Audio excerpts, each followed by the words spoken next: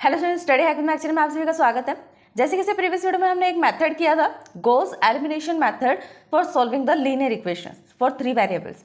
ये 3 वेरिएबल्स की जो लीनियर इक्वेशंस होती हैं उनमें वैल्यूज निकालने के लिए वेरिएबल की, तब हमने एक मेथड यूज किया था। वो कौन सा था? Gauss elimination method. अब जो नेक्स्ट मेथड हम करने जा रहे हैं सेम पर्पज के लिए, जिसमें 3 लीनियर इक्वेशन होगी 3 वेरिएबल्स के साथ, हमें उन्हें सोल्व करना है। तो कैसे करेंगे? उसके लिए हम जो न्यू मेथड यूज करेंगे वो कौन सा है? ट्रायंगुलाइजेशन मेथड या फिर एलयू डिकम्पोजन मेथड। दोनों ही नाम इसके हैं। डिकम्पोजन मेथड भी बोल सकते हैं इसको, एलयू डिकम्पोजन मेथड, या फिर इसको ट्रायंगुलाइजेशन मेथड भी बोल सकते हैं। इस मेथड में 2 मेथड्स आते हैं। फर्दर 2 मेथड्स हैं, एक होता है डू-रिटल मेथड और दूसरा होता है क्राउट मेथड। तो जो आज की वीडियो रहेगी उसके अंदर हम सिर्फ डू-रिटल मेथड को समझेंगे। सबसे पहले इसकी बेसिक थ्योरी देखते हैं क्या होती है ट्रायंगुलाइजेशन मेथड की या एलयू डिकम्पोजन मेथड की। Consider a system of n variable. हमने क्या किया? कंसीडर किया एक system n variable, linear equation in N unknown, values नहीं पता। In the matrix form notations this is the system of equation can be written as this. अगर इसी system को, इसी लीनियर इक्वेशन को अगर हम लिखें मैट्रिक्स के फॉर्म में तो कैसे लिख सकते हैं? a x is equals to b। इस फॉर्म में हम लिख सकते हैं मैट्रिक्स की फॉर्म में। ये मैट्रिक्स की फॉर्म होती है। यहाँ पर जो ये a होगा वो क्या होगा? एक कोफिशिएंट की मैट्रिक्स होती है। लीनियर इक्वेशन में क्या होता है? 2x y माइनस 4z ऐसा कुछ होता है। इसका कोफिशिएंट होगा, सिर्फ कोफिशिएंट लिखेंगे। मैट्रिक्स बनाई, उसके अंदर फर्स्ट लाइन लिखी x की, सेकंड लिखी y की और उससे नेक्स्ट लिखी z की। इस तरह से मैट्रिक्स बनेगी। एक लाइन यहाँ आएगी और एक लाइन यहाँ आएगी। क्यों? क्योंकि 3x3 की मैट्रिक्स बनेगी। 3 इक्वेशंस है, 3 लीनियर इक्वेशन है तो 3x3 की मैट्रिक्स है। ए तो हो गया कोफिशिएंट मैट्रिक्स, जिसके अंदर हम सिर्फ वेरिएबल्स के कोफिशिएंट लिखेंगे। फिर क्या होता है?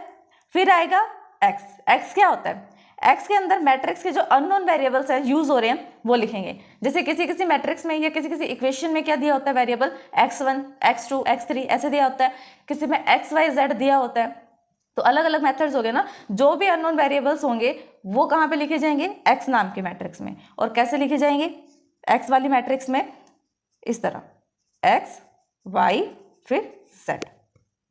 फिर जो नेक्स्ट मैट्रिक्स आती है वो आती है बी। बी मैट्रिक्स में क्या लिखते हैं?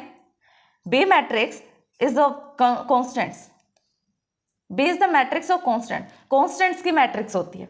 कॉन्स्टेंट्स कौन से होते हैं? अब कोई भी इक्वेशन लिखिए, जैसे ये हमारे चैनल स्टडी हैक विद महक को लाइक, ज़्यादा से ज़्यादा शेयर एंड सब्सक्राइब करें। अगर आपने सब्सक्राइब कर दिया है तो बाकी सभी डिवाइसेस से भी सब्सक्राइब करा सकते हैं, क्योंकि सब्सक्राइबर्स बहुत ज़रूरी हैं। देन कमेंट करें। इक्वेशन लिखी है 2x + y - 4z। लेकिन ये इक्वेशन इतनी तो नहीं है, कंप्लीट तो नहीं है ना, जब तक इसके इक्वल में कुछ ना हो। मैंने अब कह दिया 2x + y - 4z = 12 होता है। तो जो ये 12 है ना, ये कांस्टेंट में काउंट होगा और इसकी मैट्रिक्स अलग बनेगी, जिसको हम नेम देंगे b। In the triangularization method the square matrix A जो बनेगी स्क्वायर मैट्रिक्स बनेगी। ऑब्वियस है, ये तो 3x3 की मैट्रिक्स बनेगी और 3x3 स्क्वायर होता ही है। इधर factorise and decompose into the product of the two matrix। अब जो ये A मैट्रिक्स बनी है स्क्वायर मैट्रिक्स, इसको हम डिकम्पोज कर देंगे प्रोडक्ट मैट्रिक्स में। कोई 2 प्रोडक्ट मैट्रिक्स हैं, प्रोडक्ट का मतलब मल्टीप्लिकेशन वाली मैट्रिक्स है, उसके अंदर इसे हम डिकम्पोज कर देंगे। एक तो है L, दूसरी है U। L का यहाँ पर जो मीनिंग है वो है लोअर ट्रायंगुलर मैट्रिक्स और U से क्या मीनिंग है? Upper triangular matrix. अब आपको थोड़ा बहुत समझ में आया होगा, रिलेट कर रहे होगे ना कि ट्रायंगुलाइजेशन मेथड नाम क्यों है इसका? क्योंकि इसके अंदर हम A नाम से जो स्क्वायर मैट्रिक्स होती है उसको डिकम्पोज कर देते हैं L में और U में। L का मतलब होता है लोअर ट्रायंगुलर मैट्रिक्स और U का मतलब होता है upper triangular matrix. Does we write A as A = LU। अब हमने क्या करा? L और U 2 पार्ट्स में डिवाइड करा था ना उसको, A मैट्रिक्स को मल्टीप्लिकेशन में। ये देखो L और U मल्टीप्लिकेशन में है ना, और किसके इक्वल जा रहे हैं? A के, क्योंकि इसी से तो डिकम्पोज करा है हमने, A से तो डिकम्पोज करा है और उसी के इक्वल होगा वो। L मैट्रिक्स कैसे बनती है? L मैट्रिक्स में जो लोअर ट्रायंगुलर होता है, इस तरीके से लोअर ट्रायंगुलर शेप होती है जिसके अंदर वैल्यूज हो, बाकी सब 0। U कैसे बनता है? जिसके अंदर अपर ट्रायंगल की मैट्रिक्स हो। ये देखो अपर वाला ट्रायंगल की मैट्रिक्स है यहाँ, बाकी सब 0। Now multiply the matrix LU डिकम्पोजन comparing the corresponding elements.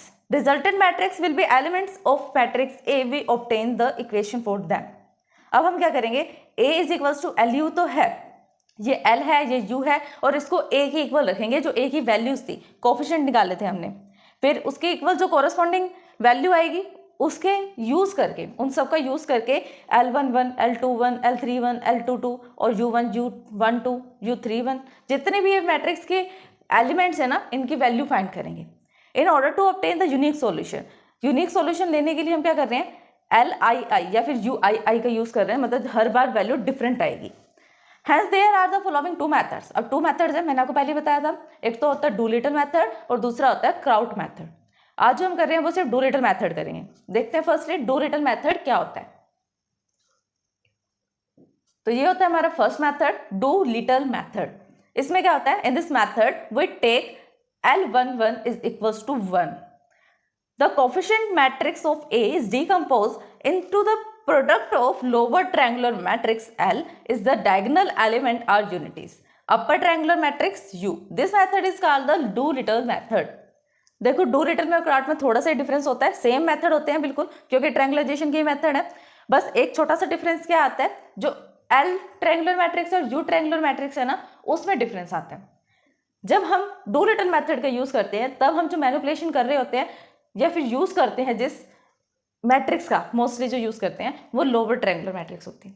Lower triangular matrix का हम मैनिपुलेशन करते हैं, कैसे बना देते हैं उस इक्वेशन को कि लोअर ट्रायंगल तो बनेगा, नो डाउट लोअर वाला ट्रायंगल तो है, वो तो फिक्स है, बाकी सब जो जीरो एलिमेंट्स थे वो भी फिक्स है, लेकिन बस जो डायगोनल एलिमेंट्स थे ना उस पे आप 1 1 1 फीड करोगे, 1 1 1 डायगोनल में, बस इतना सा डिफरेंस आता है। लेकिन क्राउड मेथड में जो आप यूज करोगे उसमें आप यू वाले पे मैनिपुलेशन करोगे, अपर वाला जो ट्रायंगुलर मैट्रिक्स है वो बनेगा, लोअर में जो उसकी जीरोस आ रही है बाकी सारी वैल्यू वो भी बनेगी, लेकिन डायगोनल 1 आएगा। इसको थोड़ा सा डिटेल में देखते हैं कि कैसे होता है। ऐसी इक्वेशन आपको गिवन होगी 3 इक्वेशन, इस टाइप की इक्वेशन आप कर भी चुकी हो गॉस एलिमिनेशन मेथड में, तो फ्रेंडली हो गए इस इक्वेशन से। ये इक्वेशंस हैं, इस इक्वेशन में क्या होगा, जो ये A है A11, A21, A31, 12, A22, A32, जो ये वैल्यूज है ना A की, वो किस में जाएगी, A की मैट्रिक्स में जाएगी। A की मैट्रिक्स में हम इन वेरिएबल्स को लेते हैं जो कोफिशिएंट होते हैं किसी भी वैल्यू वेरिएबल के। अब x एक वेरिएबल है, यहाँ पर तो x1, x2, x3 दे रखा है, तो उसके वेरिएबल्स के जो कोफिशिएंट होंगे ना उन्हें हम लेंगे A मैट्रिक्स में। अब फर्स्ट वाली लाइन के क्या क्या हमें कोफिशिएंट मिल रहे हैं, A11 है, A12 है, A13 है, लिख लिया, A21 है, A22 है, A23 है, वो भी लिख लिया, A31 है, A32 है, A33 है, लिख लिया, A मैट्रिक्स कंप्लीट होगी। फिर x वाला जो मैट्रिक्स हम लेते हैं उसके अंदर क्या लिखते हैं, वेरिएबल्स को लिखते हैं जिनकी वैल्यू हमें नहीं पता। अब वेरिएबल कौन से यूज हो रहे हैं इसमें, x1 है, x1, x2 है और x3 है, सिर्फ 3 ऐसे वेरिएबल है ना जिसकी वैल्यू हमें नहीं पता, तो उसको हम x में लिखेंगे। फिर आता है बी में क्या लिखते हैं, जो रिजल्टेंट आती है ना वो लिखते हैं हम बी में, B1, B2, B3 कि इस इक्वेशन के रिजल्टेंट में ये है। अब हमने फॉर्म करी थी, देखी थी ना फॉर्म थ्योरी में कैसे लिखते हैं मैट्रिक्स में, मैट्रिक्स में हम लिखते हैं AX is equals to B। यहाँ पे हम क्या करेंगे, A को X से मल्टीप्लाई करो वो B के इक्वल आएगा, और वैसे आएगा A को आप X से मल्टीप्लाई करोगे तो ये इक्वेशन बन जाएगी, और ये इक्वेशन किसके इक्वल है, B1 के। फिर नेक्स्ट वाले लाइन को इस x से मल्टीप्लाई करोगे ये इक्वेशन बनेगी, और ये किसके इक्वल है, B2 के। तो ये चीज तो प्रूफ हो गया ना कि इक्वेशन ऐसी राइट होती है जो मेन फॉर्म होती है मैट्रिक्स में, AX is equals to B। फिर हम क्या करते हैं, now express the coefficient matrix. अब जो ये मैट्रिक्स की फॉर्म थी AX is equals to B, उसको थोड़ा सा चेंज किया हमने अब लिख लिया कि A जो है वो किसके इक्वल है, LU की इक्वल है। L मैट्रिक्स बनाई, U मैट्रिक्स बनाई। L मैट्रिक्स कैसे बनेगी, इसमें सिर्फ जो लोअर ट्रायंगुलर होगा वो बनेगा, लोअर वाले पार्ट में ट्रायंगल बनेगा और बाकी सब वैल्यू 0 होंगी। लेकिन हम डूलिटल मेथड यूज कर रहे हैं इसलिए जो डायगोनल एलिमेंट्स हैं वो 1 होंगे। U वाला एज इट इज रहेगा, सेम रहेगा, अपर ट्रायंगुलर बनेगा और नीचे वाले वैल्यू जो है 0 रहेंगी। और ये किसके इक्वल रहेगा, A के इक्वल रहेगा। इसमें पुट करो इसको, A इक्वल है और L और U को मल्टीप्लाई किया, L और U हम क्या करते हैं, वैल्यूज को इक्वल रखते हैं, और L और U जो दोनों मैट्रिक्स थे उसको हमने मल्टीप्लाई करके एक नई मैट्रिक्स बना ली। अब मल्टीप्लिकेशन तो आई होप आपका आती ही होगी, मैट्रिक्स आपने किया होगा, 11th-12th क्लास में आपने मैट्रिक्स तो किया ही होगा, तो बस आपने जैसे यहाँ पे मल्टीप्लिकेशन अप्लाई करना है मैट्रिक्स का। नेक्स्ट स्टेप हम क्या करते हैं, इसके कॉरस्पॉन्डिंग में जो एलिमेंट्स आते हैं उनसे वैल्यूज निकालते हैं, नेक्स्ट में पुट करते हैं, सेकंड वैल्यू निकालते हैं। अब ये देखो, ये U1 किसके कॉरस्पॉन्डिंग है, A11 के, डायरेक्ट वैल्यू निकल जाएगी। ये U12 किसके इक्वल है, A 1 2 के वैल्यू निकल जाएगी। ये किसके इक्वल है, A1 3 के। फिर अब ये देखो U11 किस में यूज हो रहा है, इसमें यूज हो रहा है, ये इसके कॉरस्पॉन्डिंग कौन सा है एलिमेंट, A21 है। अब U11 की वैल्यू आप यहाँ यूज कर सकते हो, जिससे ये वैल्यू निकल जाएगी। फिर उससे नेक्स्ट वैल्यू भी निकल सकती है, और ये मिल गई तो उससे नेक्स्ट वाली वैल्यू भी मिल जाएगी। ऐसे कर करके यहाँ पे सारे एलिमेंट्स आपको वैल्यू मिल जाएंगी। ये देखो इस वाले इक्वेशन में इसने ये कंपेयर करके दिखाया, कंपेयर करा फर्स्ट रो को, तो ऐसे लिखोगे U11 इसके इक्वल है, U12 की वैल्यू ऐसे निकलेगी, U13 की वैल्यू ऐसे निकलेगी। सेकंड में आप जो फर्स्ट कॉलम को अप्लाई कर रहे हो वो कैसे निकलेगा, फिर second row, second column, third row, इस तरीके से वैल्यूज निकाल रखी है। एक बार आप इसे चेक करो, बाय चांस आपसे नहीं है ये समझ में आ रहा तो जिस मेथड से मैंने आपको बताया कि इसके कॉरस्पॉन्डिंग एलिमेंट्स को लो और एक दूसरे के अंदर वैल्यू पुट करोगे तो समझ में आ जाएगा। बाकी आप टेंशन फ्री हो जाओ, क्योंकि इसका हम एग्जाम्पल भी करेंगे। एलयू मेथड में जितने भी मेथड्स आएंगे सबका एग्जाम्पल करेंगे हम। अब जो नेक्स्ट स्टेप आएगा, जब एल और यू की वैल्यू हमें मिल जाएगी, now all the elements of L and U are known to. A किसके इक्वल है, A X is equals to B. ये हमने देखा था ना ये इक्वेशन में जो गिवन इक्वेशन थी। अब क्या करेंगे, यहाँ हमारे चैनल स्टडी हैक विद महक को लाइक, ज़्यादा से ज़्यादा शेयर एंड सब्सक्राइब करें। अगर आपने सब्सक्राइब कर दिया है तो बाकी सभी डिवाइसेस से भी सब्सक्राइब करा सकते हैं, क्योंकि सब्सक्राइबर्स बहुत ज़रूरी हैं। देन कमेंट करें। x is equals to B ये क्वेश्चन में गिवन फॉर्म थी, और इसमें हम a की वैल्यू को पुट कर देंगे जो हमने लेट की थी एल यू। अब इक्वेशन क्या बन गई, L U multiply by X is equals to B. अब हमने यहाँ से L को अलग कर लिया और UX को अलग कर दिया, B के इक्वल आ गया। ठीक, फिर हमने क्या करा नेक्स्ट, UX जो अलग से था ना, इसको अलग अलग करने की वजह, क्योंकि 3 मैट्रिक्स को एक साथ मल्टीप्लाई करना डिफिकल्ट है, इसलिए हमने एक और मैट्रिक्स सेलेक्ट कर ली UX की जगह। अब यहाँ UX की जगह Z आएगा, L ये वाला, और UX की जगह Z is equals to B। और जो Z मैट्रिक्स हमने लेट किया वो कौन सी मैट्रिक्स है, Z1 Z2 Z3। फिर नेक्स्ट काम क्या करेंगे, पुट करेंगे वैल्यूज को, L मल्टीप्लाई Z है इक्वल्स टू B है। L वाले मेथड में हमें सबकी वैल्यू पता है, B1 B2 B3 की वैल्यू पता है, B1 B2 B3 की वैल्यू पता है। फिर हमने क्या करना है, Z1 Z2 Z3 की वैल्यू निकालनी है। इस तरीके से कुछ इक्वेशन बनेगी जब आप मल्टीप्लाई करोगे L वाली मैट्रिक्स को Z मैट्रिक्स के साथ, और B वाली वैल्यूज भी पता है, L वाली वैल्यूज भी पता है, तो इजीली पुट करके वैल्यू निकल जाएगी। यहाँ से आपको वैल्यू मिलेगी Z1 Z2 Z3 की। फिर हम क्या करेंगे, जो नेक्स्ट हमने लेट किया था ना कि u x किसके इक्वल है, z के, यहाँ से हमें किसकी वैल्यू पता है, u की वैल्यू पता है और z की वैल्यू पता है। अब यहाँ से x वाली मैट्रिक्स की वैल्यू निकालेंगे, u multiply x is equals to z। यहाँ पे वैल्यू पुट करो, इधर वैल्यू पुट करो जो भी निकली है, फिर x1 x2 x3 की वैल्यू निकालो। इस वे से इक्वेशन बनेगी और वहाँ से x1 x2 x3 की वैल्यू फाइंड हो जाएगी।